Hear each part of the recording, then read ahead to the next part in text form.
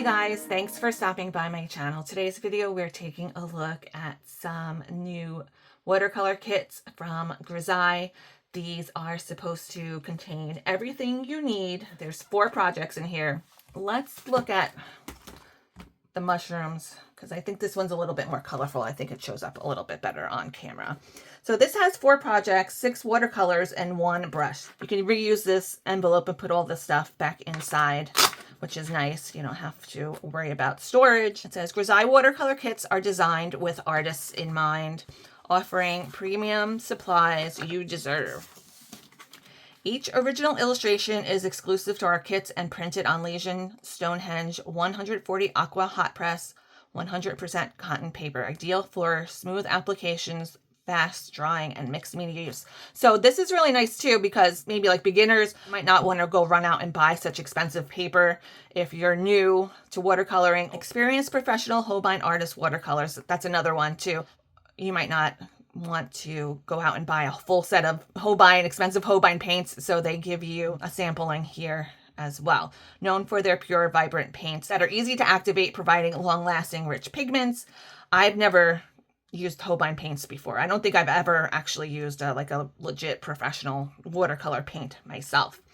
Practice techniques or create a polished, finished piece. Our 4x6 standard size makes it easy to frame or gift. Compact and portable, these kits are perfect for solo, relaxation, small group projects, or completing a piece in one sitting. Take them anywhere inspiration strikes. This gives us some basics on how to get started and application tips. And let's take a look at the projects inside. We have the frog and the mushroom, and just some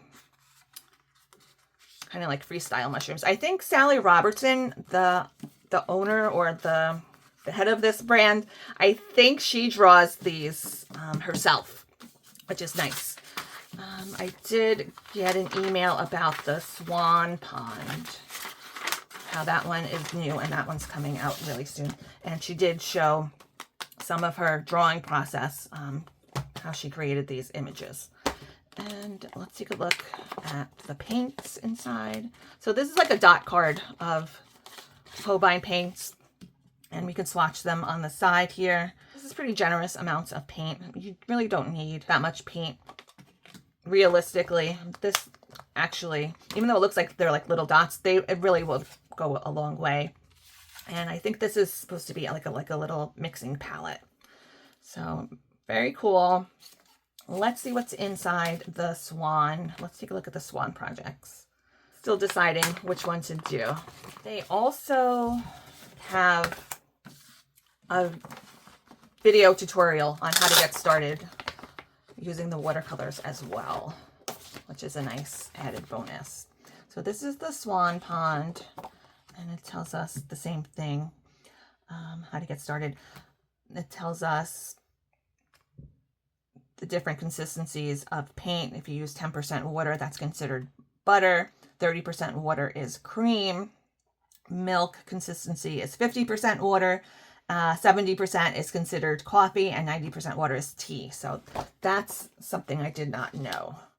I like that they give us all this info. So this is basically the same thing. Did they give us the same colors, or are they different colors? Maybe. I think they might be the same colors. Oh no, they're different colors, different palettes. I was wondering, before I got them, I was wondering if the color, like the dot cards, were just basic colors and you had to mix them yourself and like to make the colors, but that doesn't seem to be the case. So we have the Swan cards projects. These look like a little bit more detailed. These seem to look a little bit more advanced to me than the mushrooms. So I think, just for starters, I think we're going to do the mushrooms today in this video. But the swans are pretty. Let's get into it. Next, we'll segue into some painting.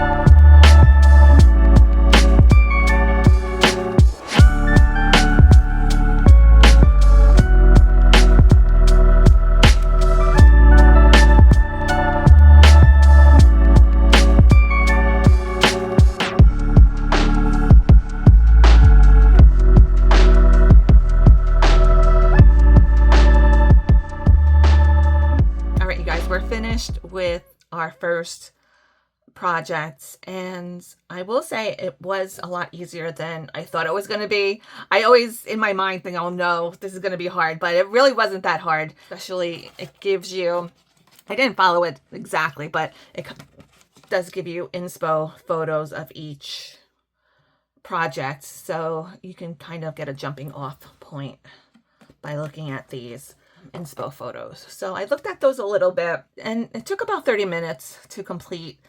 And I was thinking I wanted to keep going with this project by adding some colored pencils. I am going to be using the Grizaye colored pencils. This color is Lime, number 25. They recently just put their pencils, they revamped their pencils by putting them into a pencil case instead of the cardboard box that they usually come in, and they've added the burnishing blender that they also have, which is my favorite blender. So